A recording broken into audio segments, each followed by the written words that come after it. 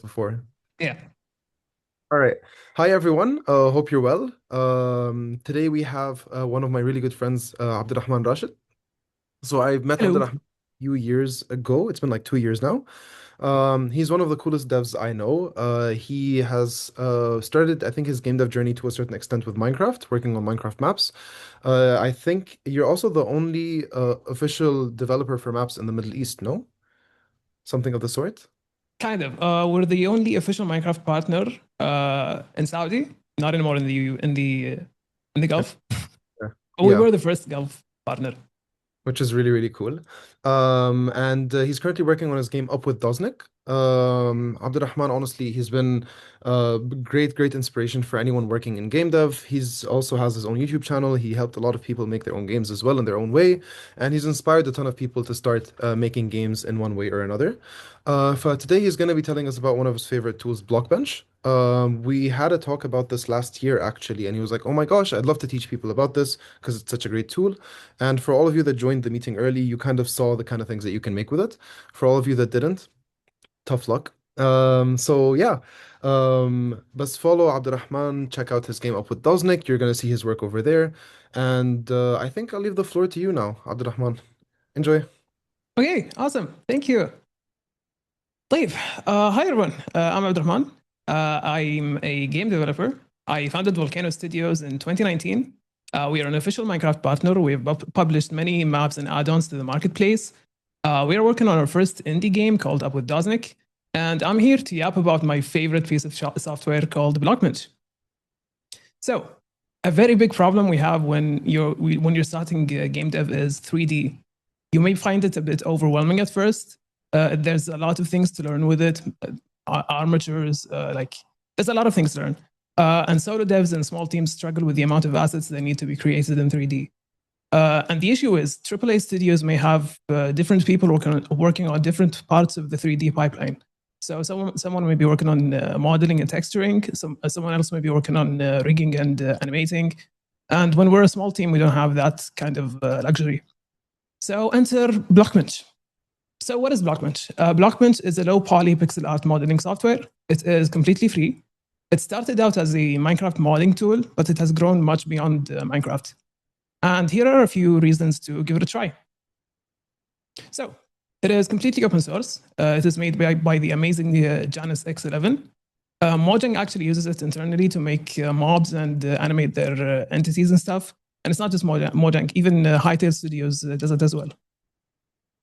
It is extremely easy to learn and a good introduction to 3D in general. If you've never touched 3D before, if you feel intimidated by 3D, I highly recommend you give Blockbench a try. And the issue with Blender is it has a very steep learning curve. How many of you have tried the Udona tutorial and never finished it, basically?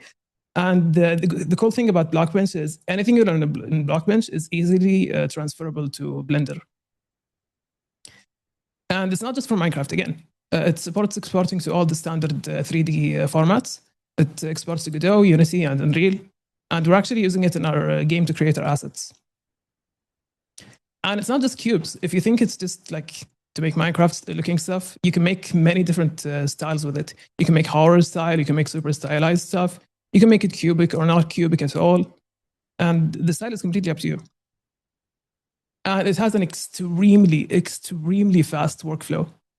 The iteration speed in this program is genuinely insane. You can model, texture, rig, and animate in one session. And instead of just showing you, instead of just saying this, let me actually prove this to you. So what we're going to do is we're going to set a timer on the screen, and we're going to create a full character, model it, rig it, animate it, all within 5 minutes. And the first person to guess what I'm making gets a star. Like, let's start. Okay, I'm going to be going a bit fast, so don't worry about keeping it up. But again, the point of this is just to prove that it is extremely fast to work with. Like, I added my first bone, named it root. This is typically something good to do. I added my first cube. That's going to be the leg. This is going to be the body. We're going to move it up just a bit.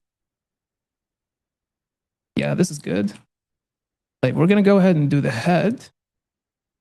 Has anyone guessed yet? I guess it's a bit too early. That's fine. Like, that's the head. We're going to add this thing. This is a big clue of what I'm making. Right here. Move this up a bit. Okay, and that's basically our mesh done. We're going to do very, very quick, rough rigging. So this is going to be the body. This is going to be the head. And that's going to be the left leg. Whoops. There we go. We have so much time. Amazing. Like, we're going to set the pivot points. What a pivot point is, it's basically what controls where does the mesh rotate exactly. We're just going to set these very quickly. That's the last one. And that's our rig done. We're going to go ahead and start texturing. Like, I'm going to add base color right here. Since we have time, I'm just going to do a bit of shading. Nothing fancy, just quickly. And as you can see, I can directly paint on the model itself, which is like actually huge. You don't have to go and do like round trips between Photoshop and Sprite and like Blender. You can do everything in here.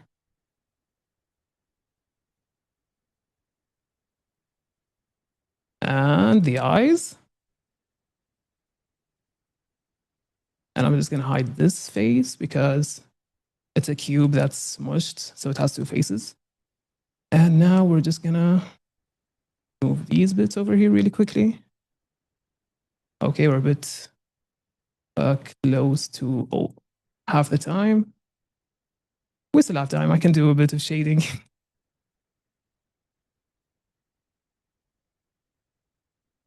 Okay, I think that's good enough. We can move on to animation now. Or before animation, let me flip the model. That's going to be the right ear. That's going to be the right leg. And let's animate. Like, we're going to do a very quick, very rough walk cycle. We have 2 minutes to do this. So hopefully I can do it in time. Move this down a bit. Just like so. How does this look? Yeah, it looks pretty good. I'm just going to duplicate the keyframes. And in here, I'm just going to flip the left leg and right leg. Again, you don't have to worry about keeping up with this. This is just to prove that you can make stuff very quickly with the program. And just a bit of making it nicer over here. That should be it. We're just going to make the keyframe smooth, and we're going to make the animation looping. And there we go. We have a full character animated in under 4 minutes. And this is basically ready to be exported to your game engine. You can export this to GLTF, OBJ, FBX, etc., etc. So like I said, it's extremely, extremely fast to work with. And here are a few more of my favorite features of the program. So you saw me drawing on the mesh directly. You can also draw on the flat texture using layers, just like Photoshop. And like I said, you don't have to go back and forth between Photoshop and Blender and Blockbench. You can do it all in one app. Automatic UV unwrapping. So basically what a UV is, it's basically what tells the engine which part of the texture goes on what part of the model. Typically, you would have to do this automatically. You saw that I didn't have to do this at all. Blockbench basically took care of it, which is really, really great. One of my favorite features in Blockbench is keyframe expressions and animating. Like, genuinely, it is extremely insane. If you see this animation right here of the witch, what makes it feel very floaty and smooth is that it's using sines and cosines, basically. It's not just like, it's not, oh, that was the timer, sorry. Like, it's not using like typical keyframes. It's just one frame in the beginning, and it has like a sine and cosine expression. A few more of the animation feature that it has is control variables. I actually used control variables recently to create some kind of like arcade cabinet in Minecraft. So I use this to like control different outputs of the cabinet. So if a player was jumping in the cabinet, it would like move the character up, and it was just a press in Blockbench.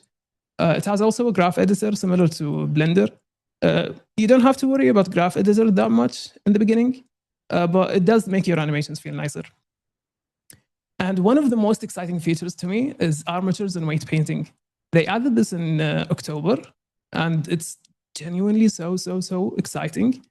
If you know like games like Shift at Midnight that just came out recently, it's like very low poly, very like pixel arty, and their characters are like bendy. They're not disjointed like Minecraft models.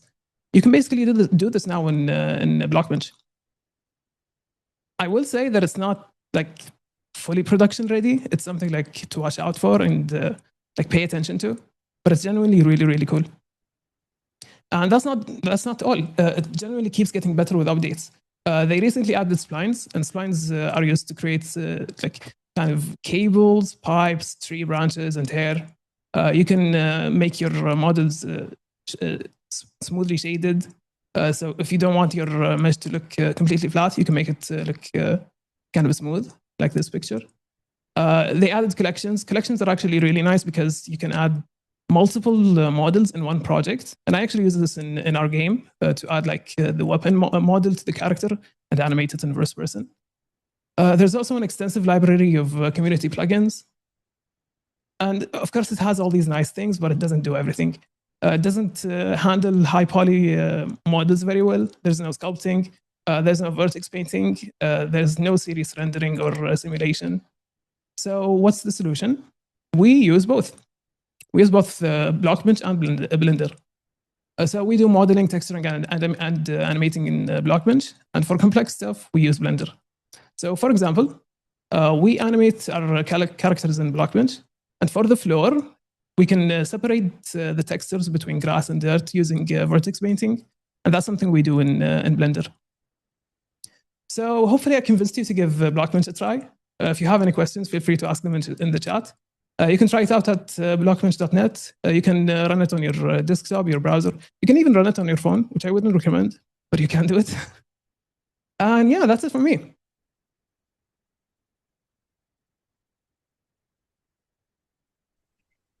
That was honestly so impressive. Wait 1 second. Let me my camera once again. All right.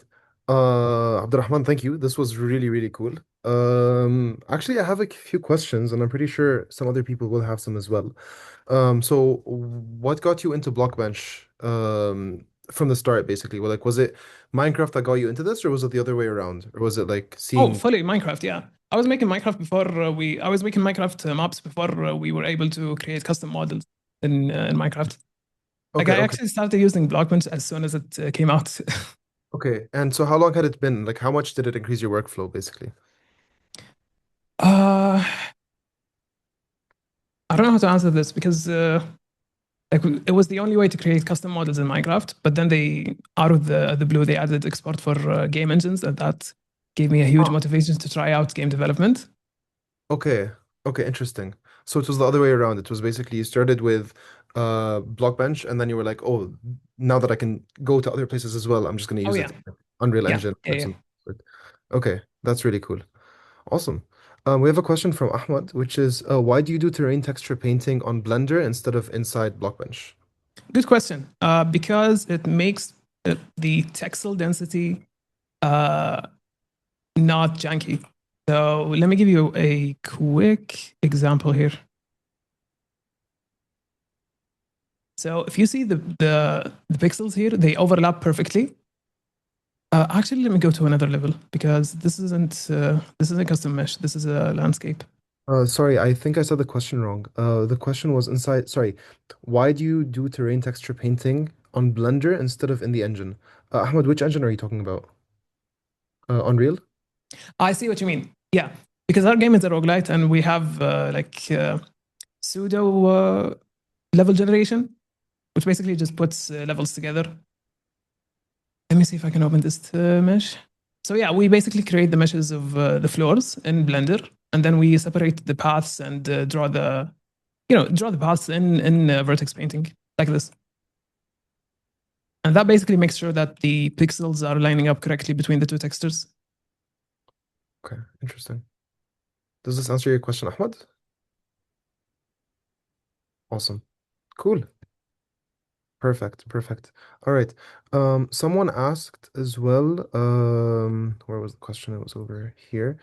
Okay. Would you say that 3D with this application is faster than pixel art? It depends. It depends. I actually did a game jam game last year where instead of drawing pixel art, I created the model in 3D and then projected it onto a flat pixel art texture. Mm, Definitely depends on what you're doing, but for in our case, in that specific scenario, we already had the meshes created, so it was easy to like turn them from 3D models to a flat texture. Okay. Okay. Interesting. Cool. Abdul Nasser is asking, from what I understand, Blockbench can only make Minecraft or blocky low poly style, right? Or so I can't make low poly stuff with some curves? That's not the case at all, actually. Uh, you can make it. Oh, I actually forgot to do something. Yeah. Wait, I meant to do this. So it's not just cubes. You can make like fully low poly stuff. Okay. You can create. Let me see here. Yeah, this is actually a better example. Let me delete this just so you can see the mesh. Yeah, you can create fully low poly meshes. It's not just cubes. Hmm. So we're able to move it around basically very easily. Yeah, yeah, yeah. Cool. Cool. Abdul Nasser, does this answer your question as well? All right. Perfect. Perfect. طيب. So uh in terms of I guess I'm gonna go a bit general and then go back to specific. So in terms of your game, what are you focused on? Like what are your specialties in the game? I mean, 3D is obviously one of them. But do you also program? Do you design? What else do you do in that? I kind of do everything, Salah. Fair enough. I do everything. I do get a lot of help from our artist, Lava. He creates the terrains, he creates the characters. I handle more of the animation side and rigging side, but Mhm. he's way better at actual designing than me. Okay, okay, cool. And when are you guys gonna release the game? Do you have any ideas? Do you have any like plan for that, et cetera, et cetera? We are planning to release the demo by the end of the year. Okay. Hopefully, a full release is next year. Latest, in the year after, 2028. Okay, okay, cool. And is it already on Steam or something or no? We do have a page on Steam, yes. You can wishlist it right now. Fantastic. Up with Doznik on Steam. So check it out, guys. All right. So back to Blockbench for a second as well. Um, so if I have zero experience with 3D modeling as a whole, how much would the skills that I learned in Blockbench translate into other things as well, other softwares and stuff? So one thing you're going to learn very early on when you're using Blockbench is UV manipulation. Hmm. So you're going to be able to modify UVs in Blender very easily if you've already experienced how to do it in Blockbench. Which the nice thing about Blockbench is it's extremely user friendly. The thing about Blender is it assumes that the user knows what they're doing sometimes. Hmm. But Blender has a lot of like direct feedback. If you're doing something wrong, they're going to be giving you like very direct text on the screen. Okay, okay. And yeah, a lot of things that you learn in Blockbench are very easily transferable to Blender. Okay, okay, cool. Awesome. All right. Ahmed also asked another question. Amran will get your question after that. Is there I don't know what is the feature called, but like when the rig controls a texture for facial expressions. So does Blockbench support something like this? You can create like bones for different parts of the mesh. So let me show an example of the Doznik character. Let me switch right here. Yeah, so for our eyes in here, it's literally just a bone, and we move it around in the engine. Hmm. Okay. You can create actually like flipbook textures, which are kind of like different frames in one full image, and it does support this. Let me actually find a better example. Hold on, just 1 second.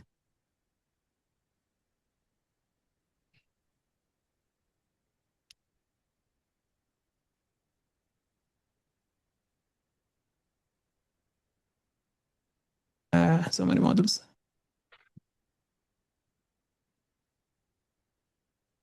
Oh, here we go. Okay. Like for example, here we have it a flipbook for the fire in this enemy, so it appears to be like animated. It's not multiple bones. You can bake the animation in the texture itself. Mm. Can you actually show us how it moves? Let me see if I can find. It's gonna look a bit janky No because worries. it's optimized for the engine, not so much For for Blockbench, yeah. Blockbench. Mhm.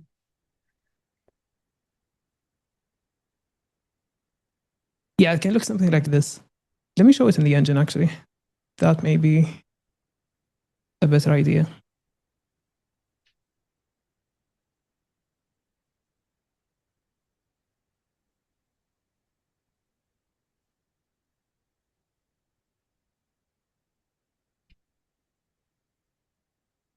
So yeah, this is using two different textures. One is like static texture for the body and the head, another texture for the fire. Okay, cool.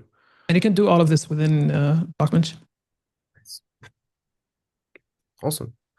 All right. So another question from Omran says, can I ask about your income as a game developer and how viable it is to work as a game dev as a full-time job, basically? So my main source of income is from Minecraft maps. We sell maps on the Minecraft marketplace. We make kind of like adventures, mini games, survival spawns. We recently started making add-ons. That was more the stable side. Game dev is honestly a bit hard to break through. So like I can't answer that yet because we haven't released the game. But from the Minecraft side, it's alhamdulillah, it's been stable for a while. Mhm. So it's hard. It's just very tough, basically. It's Uh, tough. It's tough. yeah, absolutely. Like we have quite a few friends in the game dev scene that started their own companies and then either had to shut down or pause or like, shorten their team or like downsize or whatever because they couldn't keep going, basically. Um, but I guess the best way to make income as a game developer is to release games. So, you know, Yeah. don't Yeah. don't keep making the thing, just release it at some point. It's super important. All right. So we have another question from Milo, which are what are some Minecraft mods that you've worked on? I can show you something that I'm working on right now. Sure. Again, this is a very, very secret leak. Don't show anyone. Okay. We're making a full arcade in Minecraft. Fully That's really playable cabinets. This is what I was talking about earlier with the cabinet, like variable controls. Uh, this one's actually really cool.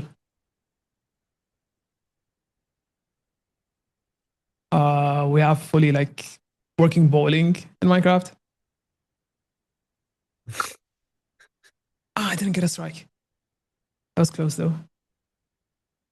But yeah, I mean, this is the kind of stuff we make in Minecraft.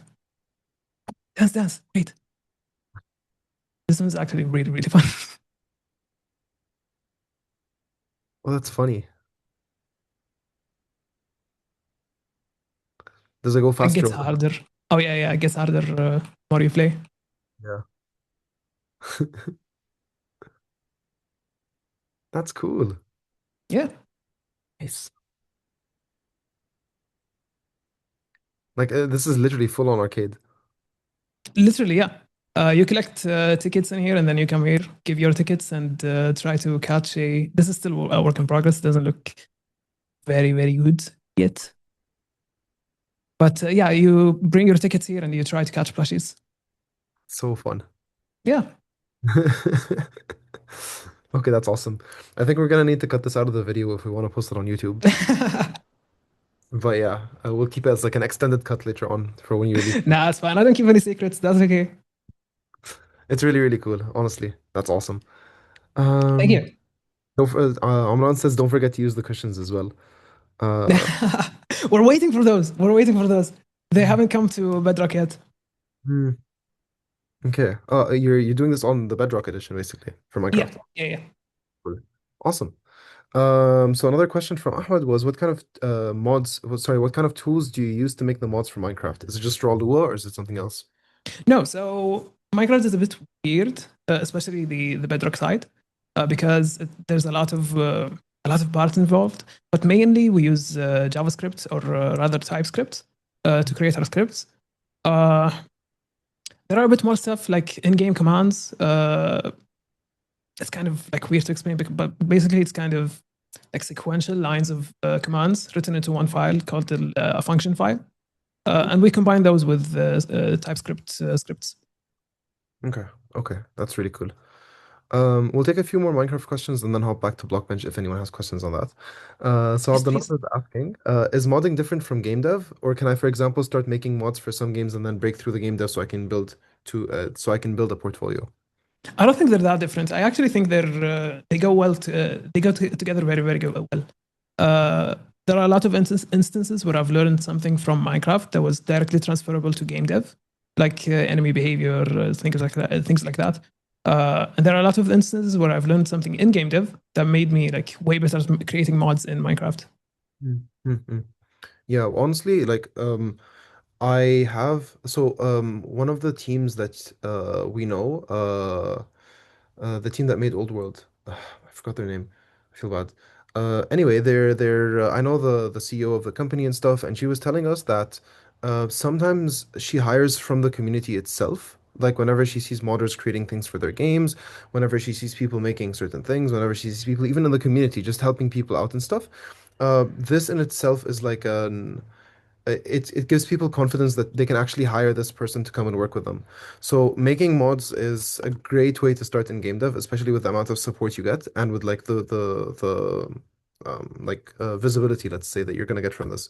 So modding games is basically making games inside of a game instead of making a game inside of an engine. So Yeah. highly recommended, honestly. It's a great thing to do. All right, technical question. Isn't Minecraft written in Java, not JavaScript or TypeScript? There's two different versions of Minecraft. There's the Java edition that is written in Java, and there's the Bedrock edition. Bedrock is written in C++, the game itself. But scripting in Bedrock is more involved with TypeScript. Hmm. Okay. Interesting. Um, all right. So I do have a question back towards Blockbench. So you did kind of like make a model and entirety of a thing in like, under 5 minutes basically. So if you had to like just divide the steps and kind of give us a more general idea, I guess, about the kind of things that you did, like the steps, that would be cool. And if you have any recommendations as well for us to learn Blockbench, and like um, kind of like smooth tutorials, that would be really cool as well. Yeah, yeah, absolutely. Okay. Yeah, so Hold Milo's on, asking let me you to make this. another model, but more slowly and like flow along. Of So course. Yeah, yeah, yeah. someone So, asked for Sans. oh, go ahead. Sorry. Yeah, someone asked for Sans from Undertale. I can give it a try. Give me a reference. Okay. Let's see. I think I can submit this directly. Sans Undertale. Is Can we Sans make another model, but with more slowly, like a flow along? Yeah, of course. yeah. Is Sans Undertale his family name or is it like his I don't know, copy image? Okay, so I'm gonna give you the like a model with the color, I guess. I'm gonna paste it over here and I'm gonna give you like his form in the game. Copy image as well. So this is basically it. He's got his jacket, his little face, his annoying smile, his slippers, basically.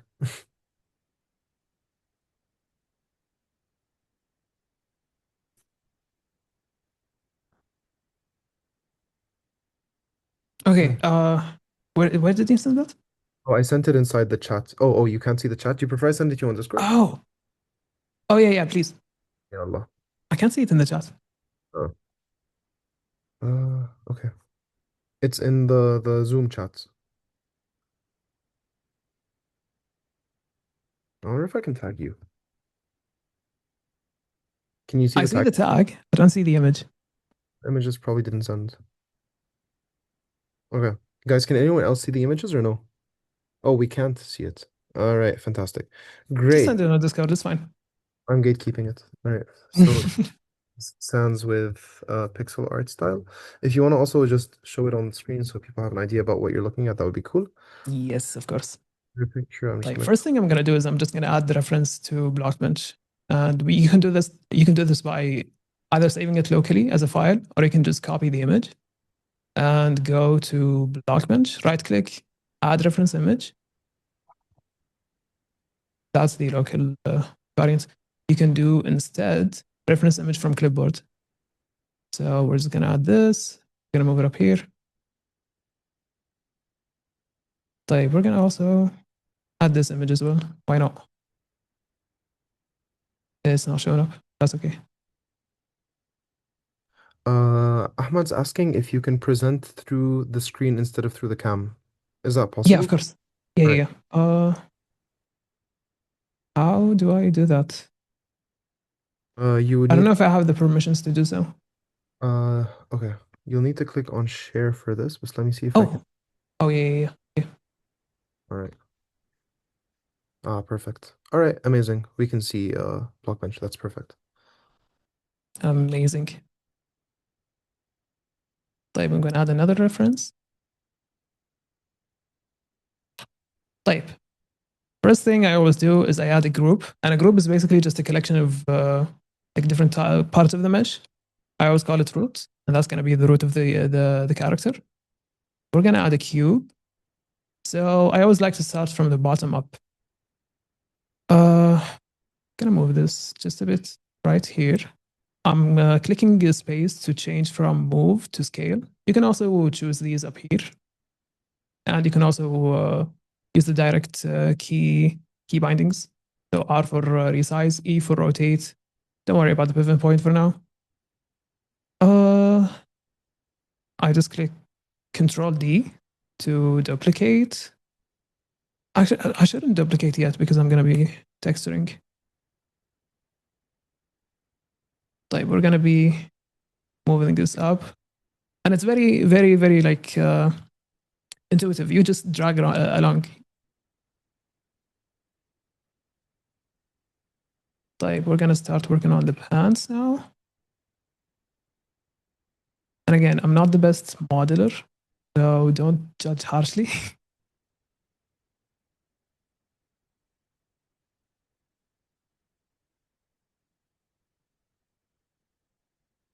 Okay, there's 4 spaces here. There's 4 spaces here. And I'm just making sure that this is symmetric. Let's move this down a bit. And now let's go over the body.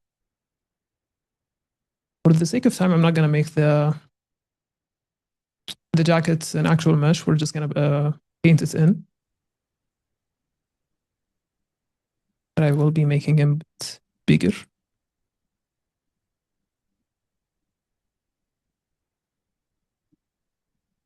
Now the head.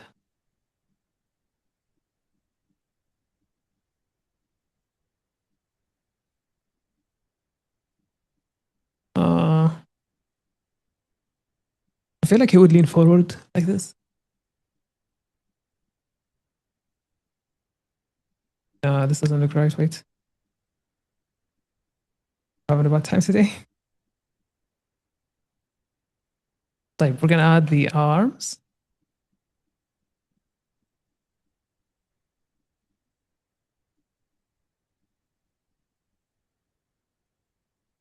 I'm making this 2 cubes so we can pose him like this. You noticed I only added the arms and legs on one side because I usually texture first on one side and then duplicate the other side.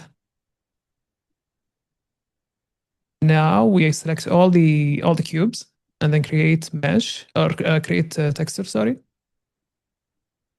And you can see that it handled all the UVs. It created like placeholder textures and projected everything correctly. I do feel like this is a bit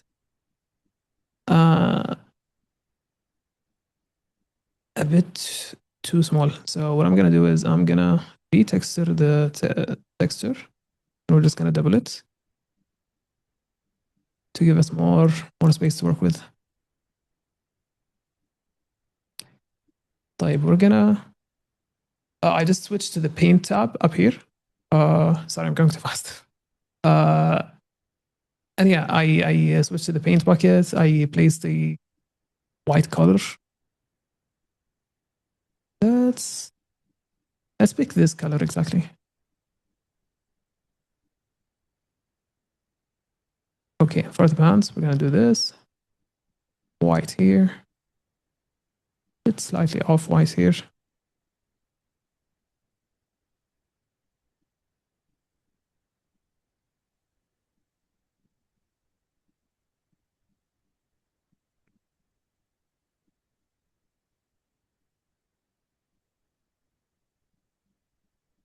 I don't know why he looks like Spider-Man a bit, but again, not the best model in the world.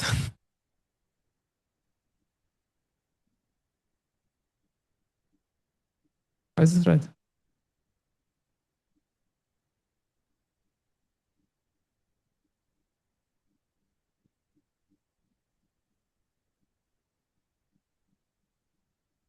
Okay, and you get the idea. More stuff here.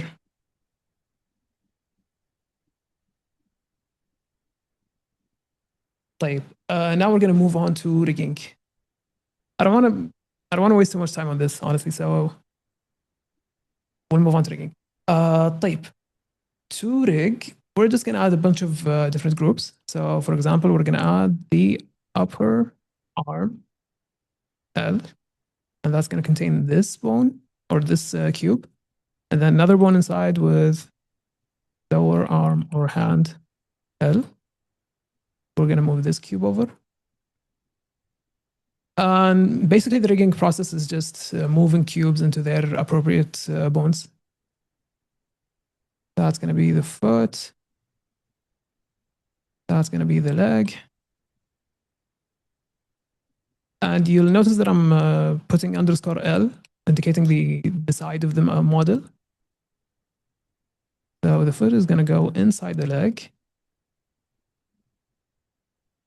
That's going to go in the leg itself. I think this is it. Oh, that's the body.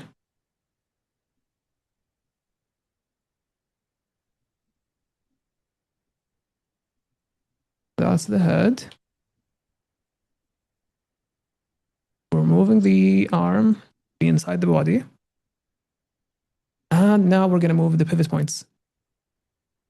And again, a pivot point is just what controls the origin of the rotation and the positions and yeah, that sort of thing. Wait, that's the arm, not the leg. Sorry, how did you select the pivot point? Oh, the pivot Like, point do is you up start here. moving the pivot point? Oh, okay. It's right beside the move and resize and rotate buttons. Yeah, got it. Again, doesn't need to be perfect. Just quickly trying to do this. This is so ugly. Oh my god.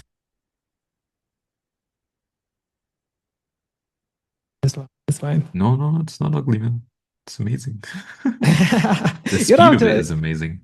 You don't have to lie. That's okay. We're just trying to move along. It's okay. And honestly, it's the speed that's like the most impressive part to me. Yeah. It is very fast. طيب, now we're just gonna mirror the model. So I just duplicated the leg parts of the model. We're gonna go to transform, flip, and we're flipping along the x-axis because you can see down here that this is the x-axis, and flipping alongside it is just gonna make it go from here to here.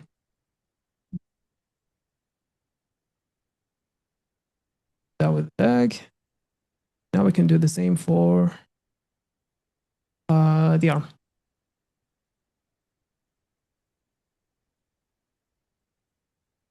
I'm just gonna fix this real quick.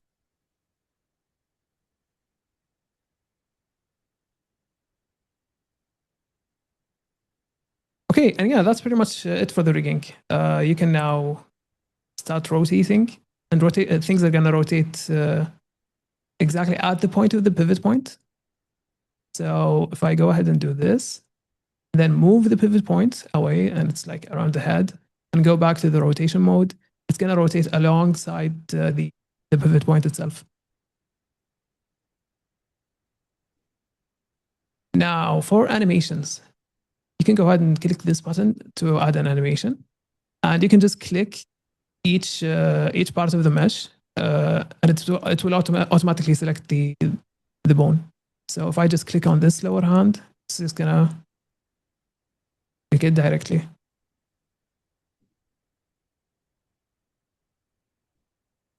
So we're gonna try to match this pose right here.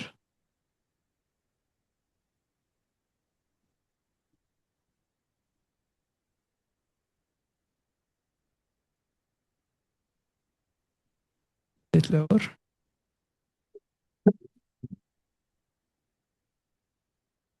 Move these a bit like this.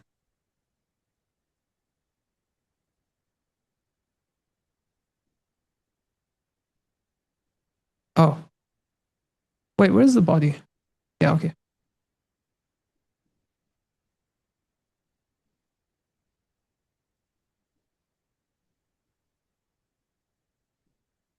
And you can move this. What's this called? Timeline cursor. Timeline. Mhm. Let's say around here, and then you can move again.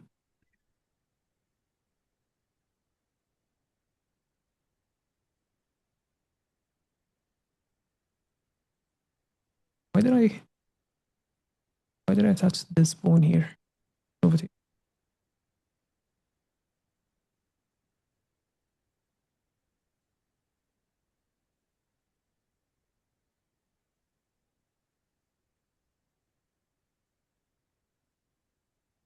And what I just did is I selected all the keyframes on this part of the cursor and hit Control C, and then moved here, hit Control V, and it pasted the same pose. I don't know why he's moving like this, but yeah, that's basically it. That's great. Are these animations compatible with any game engine? They're compatible with all game engines. So our game is completely animated in Blockbench. And for example, here are the animations. So all these animations are exported directly to Unreal Engine. So what's the format that you exported in? We used GLTF. We found that it was the most reliable kind of format to export animations. It exports both the animation and the armature itself. If you have multiple different variations of the mesh, it handles it very, very, very, very well.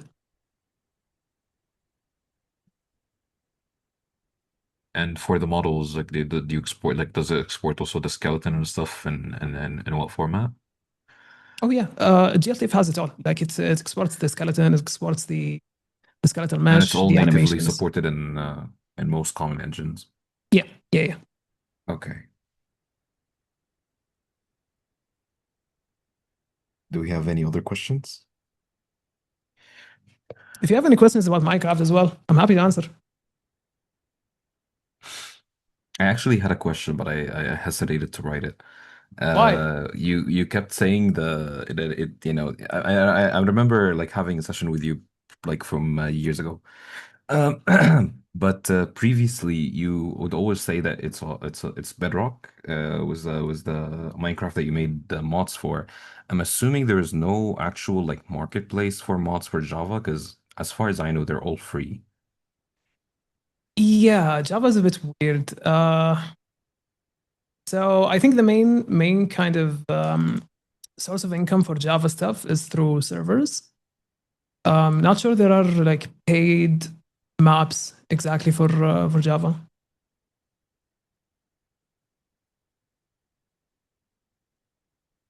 I'm not sure if they're not explicitly allowed. Yani, I don't know if there's an actual hard rule for Java modders to not create paid mods. Like for I mean, example, I know the essential mod for Java uses a kind of microtransactions within the mod to buy like cosmetics. So there are ways, but I'm not sure about the specifics when it comes to Java صراحة. okay. And for Bedrock, like, is there any requirements to be like a seller on the marketplace? You have to have a good portfolio. You have to be an established company, and you can apply.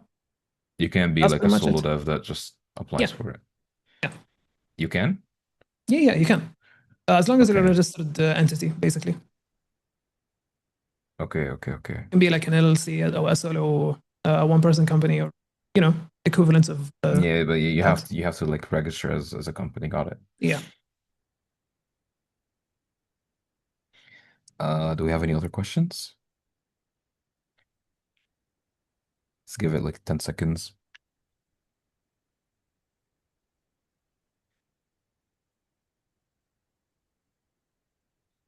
All right, I'll take that as a no. Oh, welcome back, Ashraf. Hi. Hello. Thank you. Hi. Awesome. All right. طيب. I guess this is it in terms of the session. Oh, Sarah has Oh, one. Sarah has one. Yalla, amazing. لبين ما Sarah gets her question ready. Sarah, if you want to unmute as well, just let me know.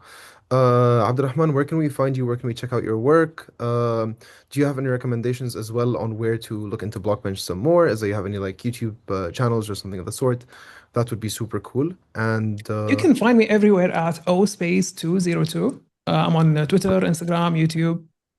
Feel free to reach out to me on Discord as well if you have any questions. I'm happy to answer anything. I have a YouTube channel, same name, ospace202. As in terms of tutorials, you can find plenty of tutorials if you just. I'm not sure about the latest ones. صراحة يعني بس you can find plenty of tutorials if you just look up Blockbench tutorial. And right, awesome. I'm planning to make one in Arabic actually soon. Nice. Okay, that's really cool. That's really, really cool. So I was gonna ask him, and so we have questions about Blockbench. You're fine with us reaching out on Discord to ask about it and stuff. Absolutely, yeah. Please do. Right, great. So Sarah's question is, so we can make a lot of different animations for one character in the same sort of file in Blockbench. So, like dying, moving, jumping. Yes. Yeah. Okay, good. Awesome. So yes, the answer is yes. Actually, I have one more thing to show. This is gonna really blow your mind. Let's see a good example of this. Yeah, let's use this animation. Is my screen visible? Not being shared yet. It's not being shared. Okay.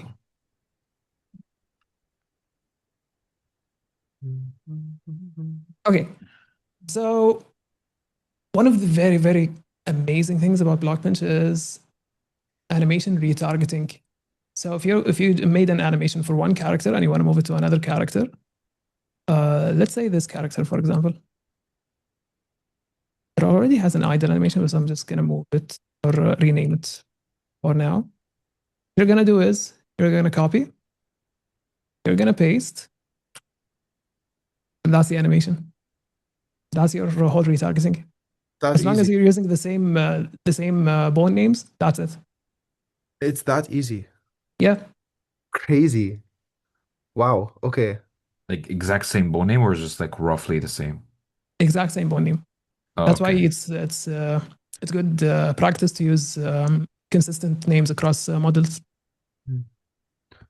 Does it matter like how far the bone is? So like let's say I have the arm L, for example, under neck for some reason. It would still be okay, right? Because it's arm underscore L. Yeah, you will have to make some adjustments, especially if you're retargeting from like a small character to a large character. Things like position, drastic rotations, these things are gonna need to be adjusted. But you already have the poses finished in the animation, so it's gonna be way faster. Okay, that's really cool. Awesome.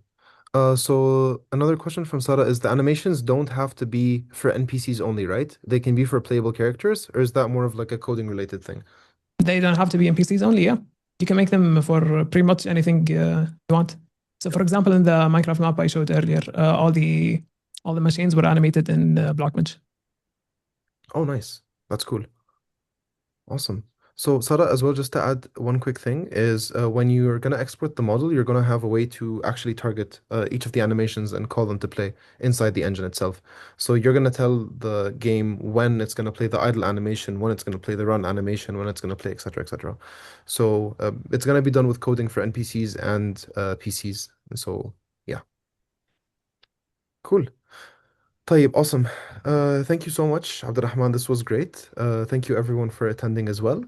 If you have any other questions, again, feel free to reach out and we'll see you all very soon. Thank you for Awesome. having me. Thank you guys. Thank you for showing up. Thank you for everything. Thanks. Yalla. See you. Take care. Bye. Bye.